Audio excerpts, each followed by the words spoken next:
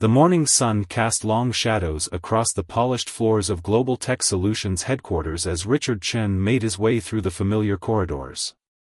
At 45, he had everything society deemed successful: a thriving technology company, a corner office with a view of the city skyline, and more money than he could spend in several lifetimes. Yet, something felt empty, a void that board meetings and profit margins couldn't fill. That spring morning started like any other. Richard arrived early, his Italian leather shoes clicking against the marble floor as he headed to his first meeting. His assistant had already arranged the day's schedule: investor calls, strategy sessions, and a lunch meeting with potential partners. The usual choreography of corporate life played out hour after hour. As the afternoon approached, Richard decided to take a different route home, wanting to clear his head after a particularly challenging board meeting. His driver was surprised by the request but complied, taking the scenic route through the older part of the city. The streets here were narrower, lined with small shops and family-owned restaurants, a stark contrast to the gleaming corporate towers he was used to. That's when he heard the screech of tires and a woman's desperate scream. Without thinking, Richard ordered his driver to stop. Outside, a small crowd had gathered around a young boy lying motionless on the pavement. The child's mother knelt beside him, her hands trembling as she called his name repeatedly. Blood pooled beneath the boy's small frame. He had been struck by a passing motorcycle whose driver had fled the scene. Richard pushed through the crowd, his years of quick decision-making taking over. He called emergency services while checking the boy's vital signs. The child was alive but barely breathing. The paramedics arrived quickly, but their faces grew grave as they assessed the situation. The boy needed an immediate blood transfusion, but the hospital was reporting a shortage of his rare blood type. "What's his blood type?" Richard asked, rolling up his sleeve. The paramedic looked at him questioningly. "B negative," she replied. Richard's heart skipped a beat. It was the same as his. Without hesitation, he volunteered to donate. The mother looked at him with desperate hope in her eyes, not recognizing the CEO whose company's logo illuminated the city's skyline every night. In the ambulance, as the needle drew blood from his arm, Richard held the boy's cold hand. He had never felt more human, more connected to another soul than in that moment. The pristine suit he wore was stained with street dust and blood, but for the first time in years, he didn't care about appearances. At the hospital, Richard waited for hours, forgetting about meetings and deadlines. He called his office only once, to cancel everything for the next day. His assistant was shocked. In 15 years, Richard had never voluntarily missed a day of work. But something had shifted inside him. The sight of that small boy fighting for life had awakened something he thought he'd lost in his climb to the top. The surgery lasted 6 hours. Richard paced the waiting room, his mind racing with thoughts he'd never entertained before. He thought about his own childhood, about the dreams he'd had before spreadsheets and market shares consumed his world. He thought about his late father, who had always told him that a man's worth wasn't in his wallet but in his actions. When the doctor finally emerged, her tired smile told Richard everything he needed to know. The boy would live. The blood transfusion had been successful, and though recovery would take time, the prognosis was positive.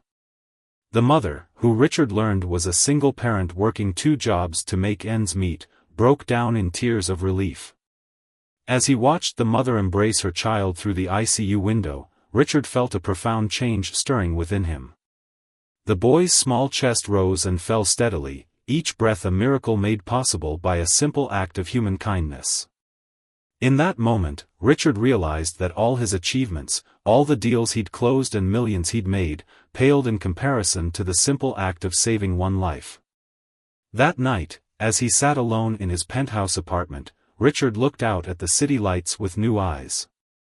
The experience had shaken him to his core, making him question everything he thought he knew about success and fulfillment.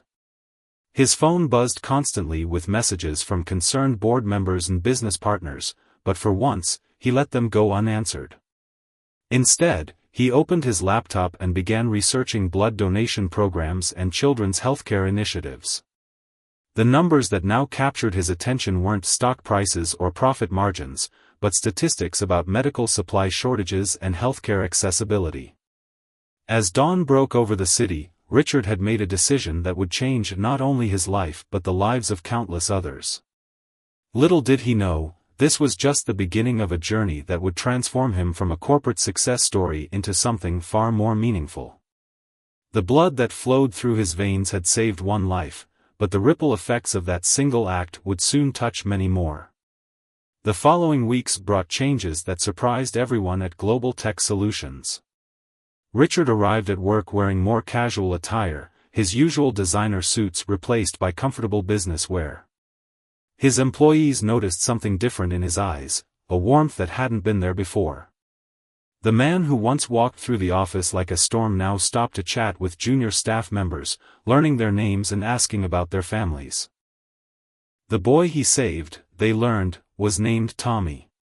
His recovery was steady, and Richard visited the hospital every other day, bringing books, toys, and often just his presence. He sat with Tommy, reading stories and sharing jokes, while getting to know his mother, Lisa, who worked as a waitress and cleaning lady to support her son. Through their conversations, Richard began to understand the daily struggles of ordinary people in a way his privileged life had never allowed before. One afternoon, as Richard sat in Tommy's hospital room watching the boy sleep, a nurse mentioned the hospital's struggling children's ward.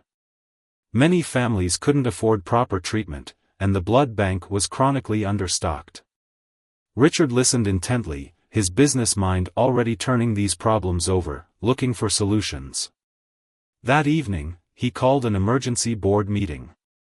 "We're going to establish a foundation," he announced to the surprised board members. "The Global Tech Health Initiative. I want to redirect 30% of our annual profits to healthcare projects, starting with local hospitals." The boardroom erupted in protest. Shareholders would object, stock prices would fall, the company's market position would be compromised. Richard stood at the head of the table, his voice firm but calm. "I've spent 20 years building this company by looking at numbers on screens. But last week, I held a dying child's hand and watched my blood flow into his veins to save his life. That moment taught me more about value than 2 decades in this boardroom." He paused, looking each board member in the eye. "We have the power to make a real difference. And if any shareholders object, they can sell their stocks. I'll buy them myself." The conviction in his voice silenced the room. Over the next few days, as news of the initiative spread, something unexpected happened. Instead of falling, the company's stock price rose. The media picked up the story, not just of the foundation, but of the CEO who had personally saved a child's life. Letters and emails poured in from around the country, many from people sharing their own stories of medical hardship. Richard threw himself into the new project with the same intensity he had once reserved for corporate takeovers. He hired healthcare experts, consulted with hospital administrators, and studied successful medical outreach programs. The foundation's first project was establishing a state-of-the-art blood bank at the hospital where Tommy was treated. But Richard's transformation went beyond corporate philanthropy. He began hosting regular blood donation drives at his company, leading by example by being the first to donate. He installed a small gym in the office and encouraged employees to prioritize their health. The corporate cafeteria was renovated to offer healthier options, and he implemented flexible working hours so staff could attend medical appointments without stress.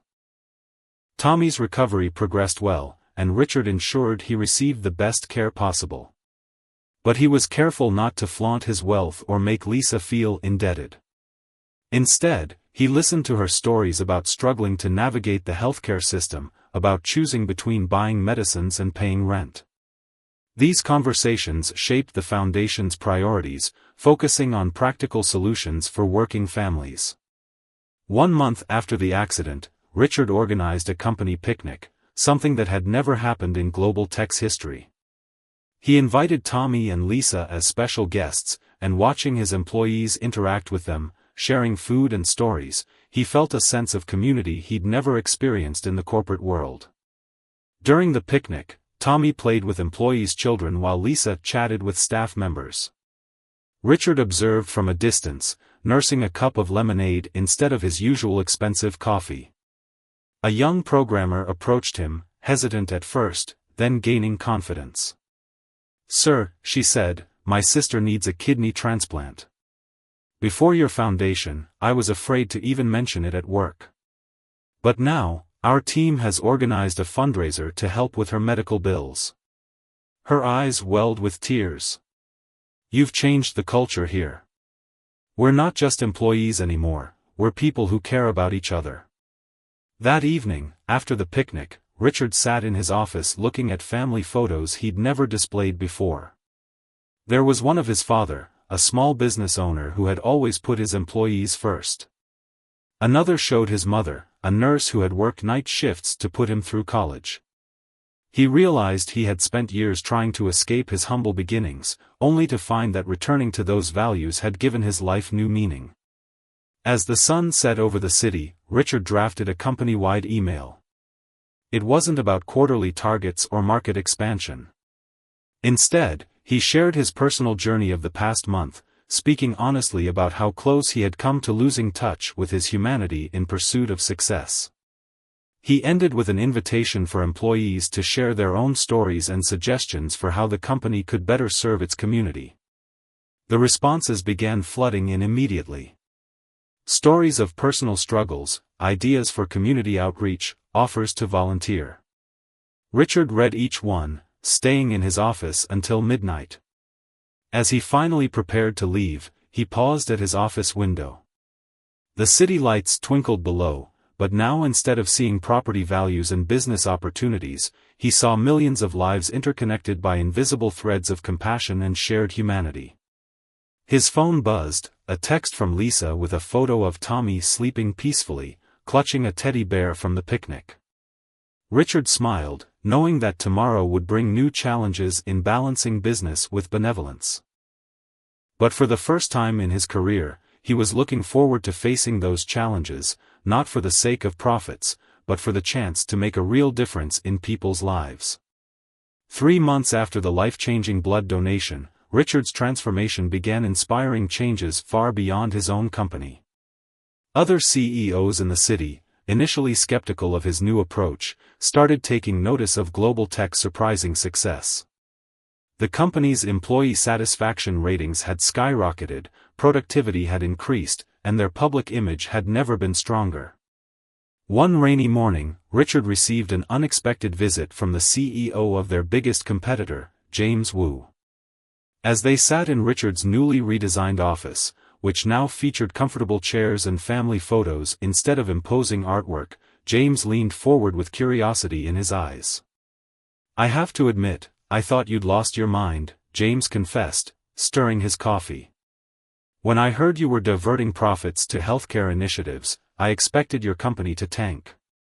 Instead, you're outperforming everyone in the sector. What's your secret?" Richard smiled, remembering how he would have once used this moment to showcase his business acumen. Instead, he stood up and gestured for James to follow him. They walked through the office, where employees were engaged in animated discussions, some gathering around the newly installed blood donation awareness posters.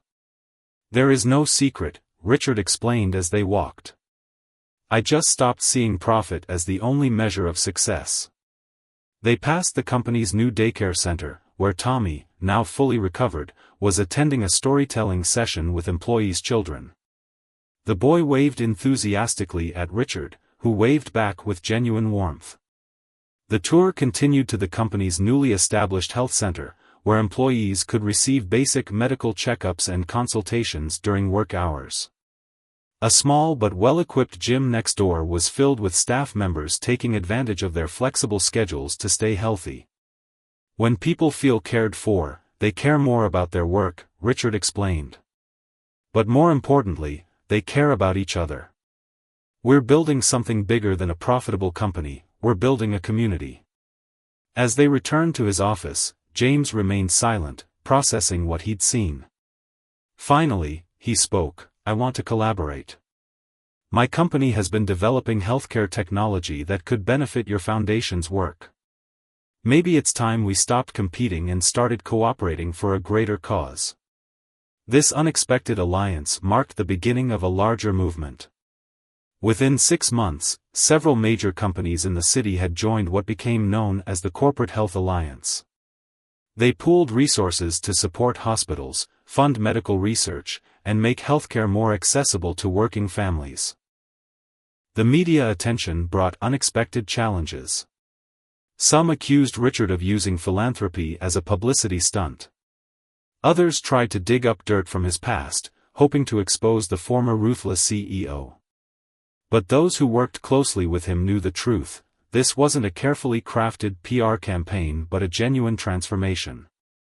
One evening, as Richard was leaving the office, he found Lisa waiting in the lobby.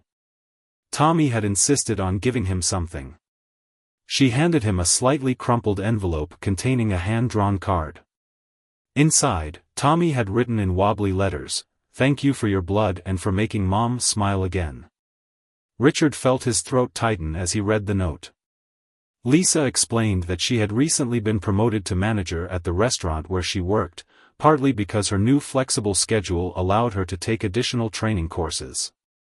She was also taking evening classes in healthcare administration, inspired by her experience with the foundation. "You didn't just save Tommy's life," she said quietly. "You gave us hope for a better future. And I see you doing the same for others." That conversation sparked another idea. Richard began working with local colleges to create scholarship programs for healthcare studies, specifically targeting single parents and low-income families. He remembered his own mother's struggle to balance nursing work with raising a family and realized how many potential healthcare workers were held back by financial constraints. The foundation expanded its focus to include preventive care and health education. Richard hired medical professionals to conduct workshops in schools and community centers, teaching children about the importance of blood donation and basic health awareness. Tommy, now their unofficial mascot, often accompanied these sessions, sharing his story with other kids. Global Tech's annual charity gala was transformed into a community health fair, where local families could receive free health screenings and consultations. Richard insisted on making it a family-friendly event, with activities for children and practical health information for parents. The sight of corporate executives and community members mingling naturally, sharing stories and meals, reinforced his belief in the power of breaking down social barriers. 1 year after the fateful day of the blood donation, Richard stood on a small stage in the hospital where it all began. The children's ward had been renovated and expanded, thanks to the combined efforts of the Corporate Health Alliance. As he prepared to cut the ribbon for the new wing, he spotted Tommy in the crowd, sitting on his mother's shoulders and grinning broadly. "A year ago, I thought I had everything figured out," Richard began his speech, his voice carrying across the hushed audience. "I measured success in dollars and market share. But life has a way of teaching us what really matters. Sometimes it takes a moment of crisis to show us our true purpose." He looked around at the faces in the crowd, his employees, other business leaders, hospital staff, and community members. "We often talk about giving back to the community," he continued, "but what I've learned is that we're not giving back, we're giving forward. Every child who receives care here, every parent who doesn't have to choose between medicine and meals, every life we touch creates a ripple effect of positive change." As he finished speaking, Tommy rushed forward to help cut the ribbon. Richard lifted the boy onto his shoulders, remembering the day he had held his hand in the ambulance, both their lives hanging in the balance of that moment. Now, as camera flashes captured their smiles, Richard knew that his greatest achievement wasn't the wealth he'd accumulated or the business empire he'd built, it was the lives he'd touched and the changes he'd inspired in others. The success of the Corporate Health Alliance caught the attention of healthcare leaders nationwide. As autumn leaves began to fall, Richard found himself invited to speak at a national healthcare conference. Standing at the podium, he felt oddly nervous, not the familiar tension of delivering business presentations, but the weight of sharing something deeply personal. 15 months ago, he began, his voice steady but humble, I was a different person. I had everything money could buy, but I'd forgotten what it meant to be human. He shared the story of Tommy, the blood donation, and the journey that followed. As he spoke, he noticed several attendees wiping away tears.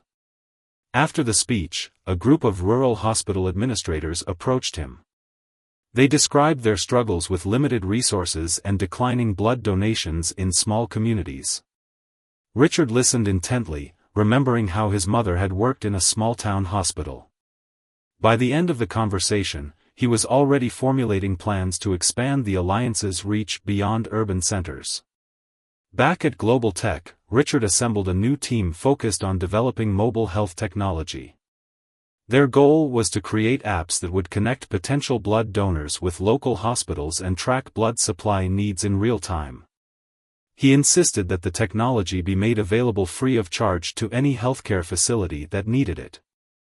One morning, while reviewing the project plans, Richard received an urgent call from Lisa. Tommy had been chosen to speak at his school's assembly about the importance of blood donation, but stage fright had left him paralyzed with fear. Without hesitation, Richard rescheduled his morning meetings and drove to the school. He found Tommy hiding in the library, clutching his note cards. You know, Richard said, sitting beside him, I used to be terrified of speaking in public. Tommy looked up in disbelief.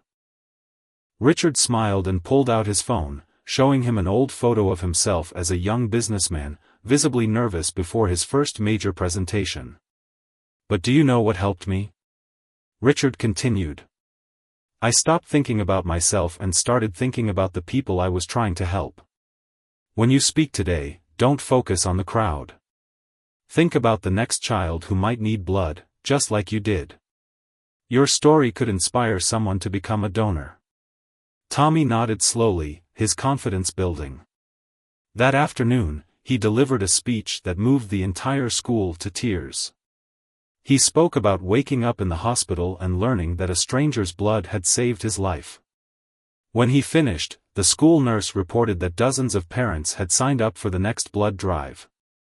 The success of Tommy's speech inspired Richard to launch a youth education program. The foundation began partnering with schools to teach children about healthcare, blood donation, and community responsibility. They created age-appropriate materials and interactive programs, often featuring Tommy as a peer educator. During one such school visit, a quiet girl raised her hand. My dad's really sick, she said, but we can't afford the medicine he needs. Richard stayed after the presentation to speak with her family, learning that her father had a rare blood disorder. Within weeks, the foundation had established a support program for families dealing with blood-related illnesses. The experience reminded Richard of something important: behind every statistic was a real family, a personal story. He began encouraging his employees to share their own healthcare stories, creating a company blog where people could connect and support each other. The blog soon became a platform for sharing resources and organizing community support. As winter approached, Richard received news that would test his new principles. A major investor was threatening to withdraw unless the company scaled back its charitable initiatives. The old Richard would have immediately compromised to protect the stock price. Instead, he called an all-hands meeting. I want to be transparent with all of you, he announced to the packed auditorium. We've been told to choose between profits and purpose. But I believe we've proven that we can have both. He shared the company's financial reports, showing how their community initiatives had actually improved their bottom line through increased productivity and customer loyalty. The employees responded with a standing ovation. Many stepped forward to offer to take pay cuts if needed to maintain the foundation's work. But what truly touched Richard was the response from their customers. When word got out about the investors' ultimatum, social media exploded with support for Global Tech. #Purpose over Profit began trending, with people sharing stories of how the company's healthcare initiatives had impacted their lives. The investor eventually backed down, and several new socially conscious investors stepped forward to take their place. But the experience taught Richard an important lesson about the power of transparency and trust. He began implementing open book management practices, sharing more financial information with employees and involving them in key decisions about the company's charitable work. During the holiday season, Richard organized a special celebration at the hospital.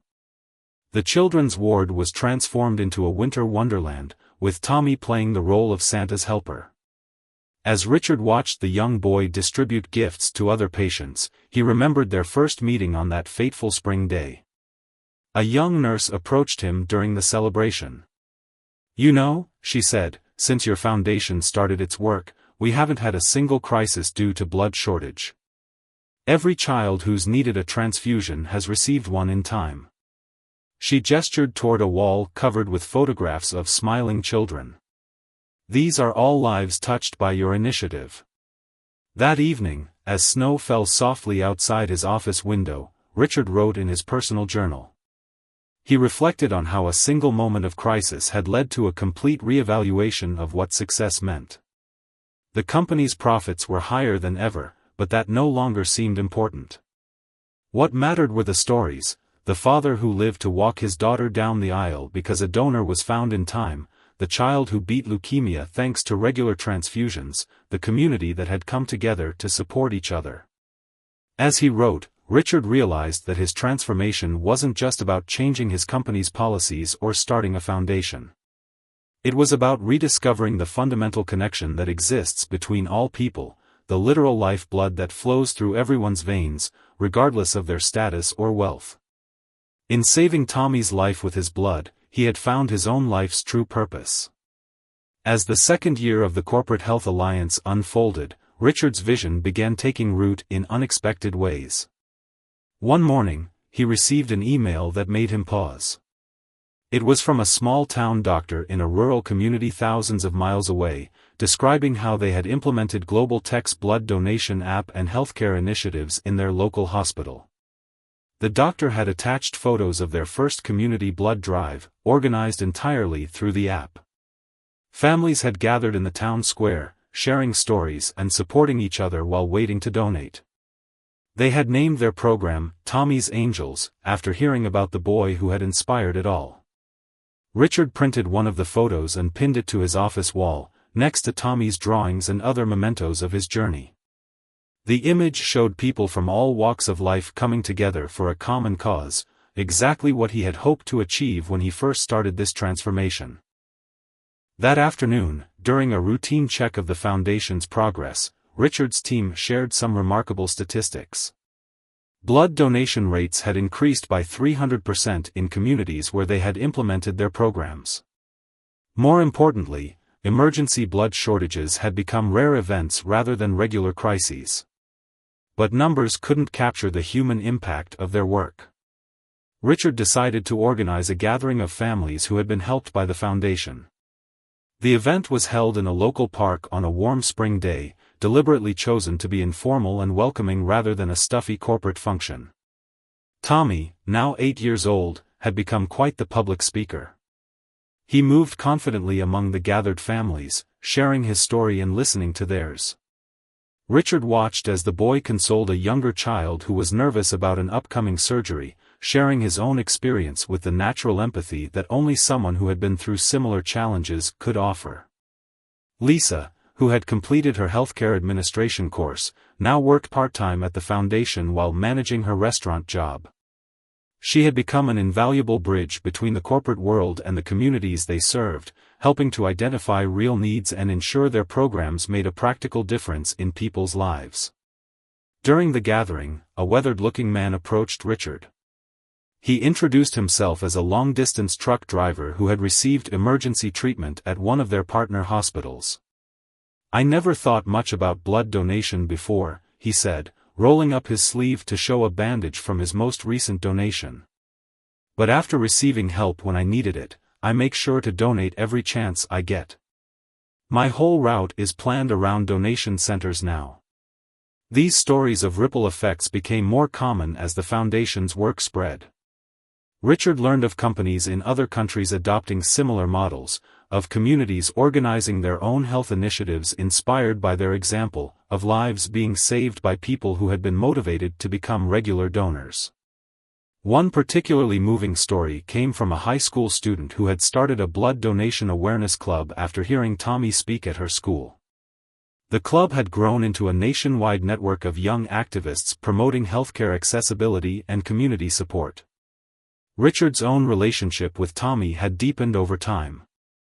They had standing Sunday afternoon appointments for ice cream and conversation, during which Tommy would share his dreams of becoming a doctor. Richard had established a medical scholarship fund in Tommy's name, ensuring that other children from similar backgrounds would have the opportunity to pursue their dreams in healthcare. The foundation's work had also begun addressing systemic issues in healthcare. They worked with policymakers to improve blood bank regulations, invested in research for better storage and transportation methods, and developed programs to make healthcare more accessible to underserved communities. One day, while reviewing plans for a new mobile blood donation unit, Richard received an unexpected visitor. It was his former mentor, the man who had taught him everything about building a successful business 2 decades ago. The elderly businessman had followed Richard's transformation with skepticism at first, but now he came with a different perspective. "I've been watching what you've built here," the mentor said, looking around at the office that now buzzed with the energy of purpose-driven work. "When you first changed direction, I thought you were throwing away everything I taught you. But now I see that you've created something far more valuable than I could have imagined." The conversation reminded Richard of how far he had come from his old definition of success. The corporate awards that once filled his office had been replaced by letters from families whose lives had been touched by their work. His calendar, once packed with profit-focused meetings, now included regular visits to hospitals and community centers. The foundation's latest initiative focused on preventive care and health education in schools. They had developed an innovative program that taught children about the importance of blood donation through interactive games and activities.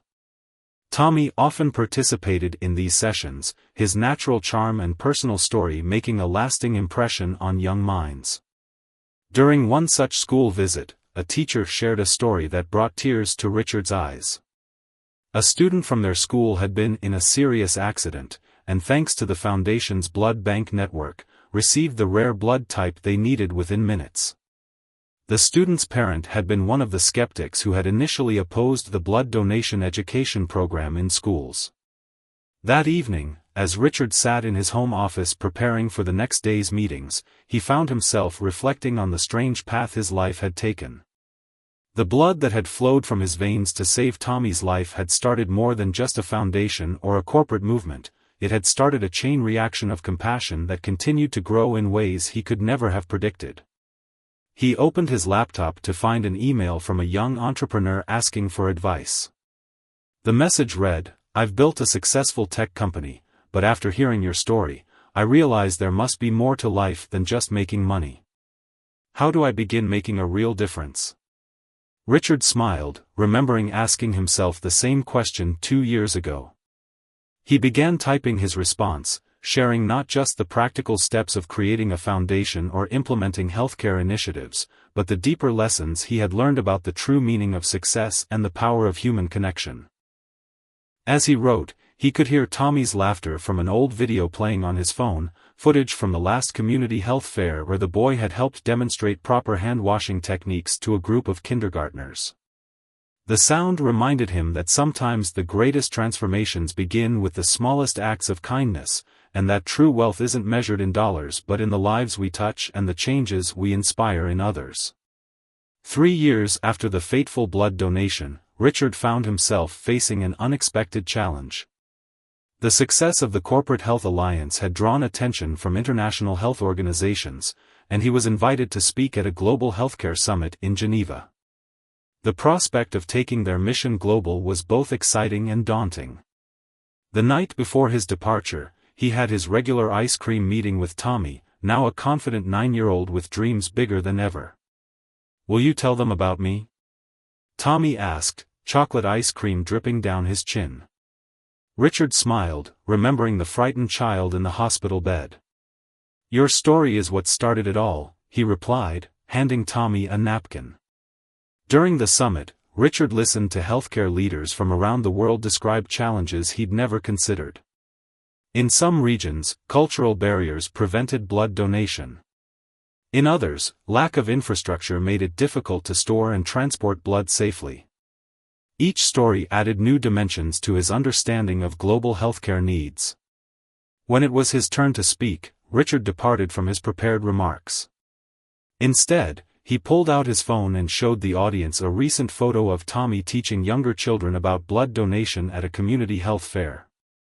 "This boy," Richard began, his voice carrying across the hushed auditorium, "taught me that true innovation isn't just about technology or profit margins. It's about seeing the humanity in every challenge we face." The response was overwhelming. Representatives from developing nations approached him with tears in their eyes, sharing stories of lives lost due to blood shortages. A doctor from a remote village described how families would travel for days to reach the nearest blood bank. An aid worker spoke of refugees unable to access basic health care. That night, unable to sleep, Richard sat in his hotel room making notes. The foundation's work had made a significant impact at home, but these stories showed him how much more could be done. He began drafting plans for an international expansion of their programs, incorporating lessons from different cultures and adapting their technology to work in areas with limited resources. Back home, he shared his experiences with his team, including Lisa, who had become the foundation's community outreach director. "We need to think bigger," he explained, "but also simpler. Our solutions need to work as well in a village without electricity as they do in our city hospitals." The team embraced the challenge. They developed solar-powered mobile blood banks, created multilingual versions of their donation app that could work offline, and designed educational materials that could transcend language barriers through visual storytelling. Tommy insisted on recording video messages for children in other countries, sharing his story in simple terms that anyone could understand. One particularly innovative project came from an unexpected source. During a routine company meeting, a junior programmer raised her hand. She described growing up in a small village where traditional beliefs discouraged blood donation. Her idea was to create a program that worked with local religious and community leaders, respecting cultural traditions while promoting healthcare awareness. The initiative, which they named Bridge of Life, became a model for their international expansion. Rather than imposing solutions, they learned to listen to local communities and adapt their programs accordingly. Richard traveled extensively, not as a corporate executive but as a student, learning from traditional healers, community elders, and local healthcare workers. During one such trip to a remote area, Richard witnessed something that brought his journey full circle. A young boy had been injured in an accident, much like Tommy had been. But this time, thanks to their mobile blood bank and community donation program, the necessary blood was immediately available.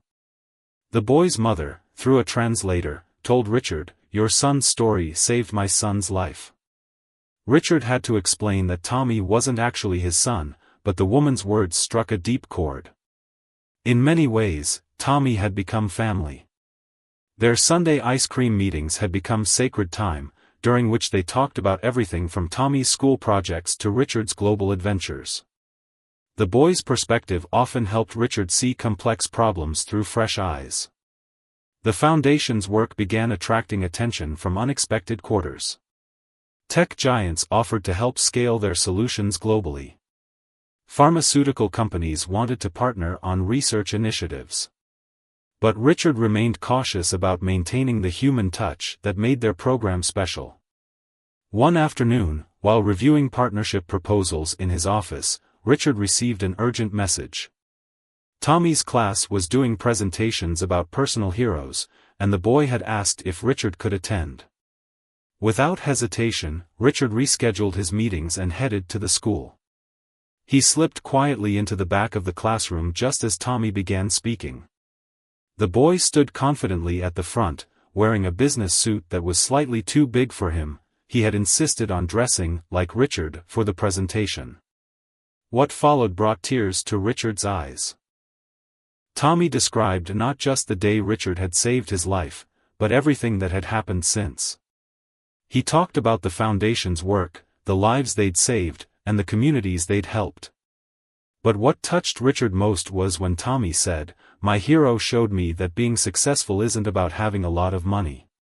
It's about using whatever you have to help others." That evening, Richard added a new section to the Foundation's mission statement. Beyond the practical goals of increasing blood donation and improving healthcare access, they would focus on nurturing the next generation of compassionate leaders. They established mentorship programs pairing business executives with children from underserved communities, creating a cycle of positive change. The foundation also launched an initiative to support medical students who committed to working in underserved areas. They called it the Tommy's Promise Scholarship, and its first recipients included several young people who had been inspired by Tommy's story years earlier. As Richard prepared for another global trip, he found a hand-drawn card on his desk. Tommy had sketched a picture of the Earth with hearts flowing between different countries. Inside, he had written, "Thank you for showing me that one person's blood can change the whole world." Looking at the card, Richard thought about how a single act of kindness had spawned a movement that now touched millions of lives. The boy he had saved had, in turn, saved him from a life limited by the narrow pursuit of profit. Together, they had started a ripple effect of compassion that continued to grow in ways neither of them could have imagined. 5 years to the day after the blood donation that changed everything, Richard stood in the gleaming lobby of the newly completed Global Health Innovation Center. The building, funded by the Corporate Health Alliance, represented everything they had learned about combining healthcare accessibility with community empowerment. Sunlight streamed through large windows, illuminating walls covered with photos and stories from around the world, each one a testament to the power of human connection. Children played in a specially designed area while their parents attended health education classes. Medical students from the Tommy's Promise Scholarship program offered free consultations to families in need. Tommy, now 11 and nearly as tall as Lisa, adjusted his tie nervously. He would be giving the opening speech at the dedication ceremony. Over the years, he had spoken to countless audiences, but this was different. This building, with its state-of-the-art blood bank and research facilities, represented the culmination of a journey he had started without knowing it. As people began filling the auditorium, Richard noticed faces from every chapter of their story. The truck driver who had become a regular donor was there with his entire family. The rural doctor who had started Tommy's Angels sat next to the programmer who had developed their offline donation app. James Wu, once their biggest competitor and now their strongest ally, chatted with community leaders from around the world. Lisa, elegant in her role as the foundation's executive director, squeezed Richard's hand as Tommy stepped up to the podium. The boy they had once known as the scared child in a hospital bed had grown into a poised young speaker with dreams of becoming a doctor. 5 years ago, Tommy began, his voice clear and confident, "A stranger gave me his blood when I was dying. But he gave me more than just blood, he gave me a future. And together, we discovered that one act of kindness could spark a movement that would change the world." As Tommy spoke, Richard's mind drifted back through the milestones of their journey. The first community blood drive, the launch of their mobile health units, the international expansion of their programs. But what moved him most were the countless small moments: ice cream sundaes with Tommy, late-night conversations with Lisa about community needs, celebrations of lives saved and families helped. The foundation's work had evolved far beyond blood donation. They had created a model for compassionate corporate leadership that was being studied in business schools worldwide. Their healthcare initiatives had helped bridge cultural divides, bringing communities together around the universal desire to help others. After Tommy's speech, Richard watched as visitors explored the building. The Innovation Center housed not just medical facilities, but also research laboratories, training centers, and community spaces. Each floor represented a different aspect of their mission, from immediate healthcare needs to long-term community development. In the main atrium, a wall-sized digital display showed real-time updates from their global network. Blood donation centers lit up like stars on a world map, each point representing lives saved and communities strengthened. Another screen showed video messages from people around the world sharing their stories of giving and receiving help. Later that afternoon, Richard found himself in a quiet moment with Tommy in his office overlooking the city. The boy was examining the collection of mementos they had gathered over the years, his first drawing for Richard, photos from community events, news clippings about their work. "Do you ever think about that day?" Tommy asked, touching the frame of the first photo they had taken together in the hospital. Richard nodded, remembering the surge of purpose he had felt as his blood flowed into Tommy's veins. "Every day," he replied. "It taught me that true wealth isn't what we keep for ourselves, but what we give to others." Tommy smiled, picking up a recent school assignment, an essay about his future plans. "I want to be like you," he said, "but also different. I want to be a doctor who helps change the way healthcare works, not just treat patients." Richard looked at the boy who had unknowingly transformed his life and saw the future of their work. Tommy represented a new generation of leaders who understood that success and compassion weren't opposing forces, but essential partners in creating meaningful change. As the day drew to a close, the Innovation Center hosted a community dinner. Tables were filled with families from all walks of life, sharing meals and stories. Richard watched as Tommy moved from table to table, listening to people's experiences and ideas with genuine interest. Lisa joined Richard at his table, now confident in her role as a healthcare leader. "Sometimes I wonder," she said, "what would have happened if you hadn't been there that day." Richard shook his head. "Someone else might have given blood," he replied, "but meeting you and Tommy showed me what I was meant to do with my life." The foundation's impact continued to grow in ways they hadn't imagined. Their blood donation network had become a model for other healthcare initiatives. Communities around the world had adapted their programs to address local needs while maintaining the core principle of human connection. As night fell, Richard stood on the building's rooftop garden, a space designed for patients and families to find peace during difficult times. The city lights twinkled below, each one representing a home, a family, a life that might have been touched by their work. Tommy joined him, carrying 2 ice cream cones, their traditional Sunday treat, though it wasn't Sunday. "I calculated that we've had 236 ice cream meetings," the boy said, showing his growing love for numbers. "And each one made me feel more like I had a second father." Richard felt tears in his eyes as he accepted the ice cream. The boy he had saved had become the son he never had, and together they had created something that would outlast them both. The Corporate Health Alliance had evolved into a global movement, but its heart remained in these simple moments of human connection. As they looked out over the city, Tommy pointed to the hospital where their story had begun. "Your blood saved my life," he said thoughtfully, "but your kindness saved so many more."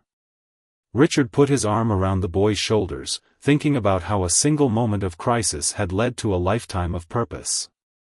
The Innovation Center would stand as a symbol of what was possible when business success was measured not just in profits, but in lives improved and communities strengthened.